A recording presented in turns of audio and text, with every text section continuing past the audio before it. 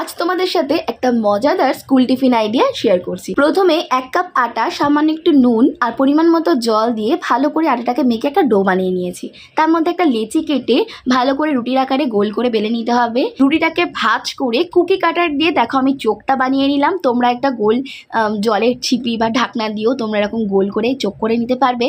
আর ছুরির সাহায্যে ঠিক এরকম সোজা করে ব্যাকা করে এরকম ভাবে কেটে নিলাম মুখটা। দেখো একটা পুরো ইমোজি একটা তৈরি হয়ে গেছে। এবার এই রুটিটাকে সেঁকে নিতে হবে। তার জন্য ফ্রাই প্যানটা ভালো করে গরম করে রুটিটাকে ভালো করে এপিট ওপিট করে সেঁকে নিতে হবে যেন কাঁচা ভাবটা কেটে যায়। তারপর ঘি বা বাটার দিয়ে লাল লাল করে এপিট ওপিট করে ভেজে নিতে হবে। এরপর রুটিটাকে একটা প্লেটে নিয়ে ভালো করে সাজিয়ে দিতে হবে। আমি একটু ওপর থেকে ম্যাগি দিয়ে একটু চুল বানিয়ে দিলাম আর গাজর দিয়ে একটা ক্লিপ বানিয়ে দিয়েছি। তোমরা বাচ্চাদের স্কুলে দিলে অবশ্যই ছোট ছোট করে এরকম স্মাইলি পরোটা বানিয়ে নিলে দেখবেন প্রত্যেক বাচ্চারা খুব মজা করে টিফিনটাকে তাড়াতাড়ি ফিনিশ করবে। এই ইউনিক স্কুল টিফিন আইডিয়া কেমন লাগলো অবশ্যই জানিও। চ্যানেলটা সাবস্ক্রাইব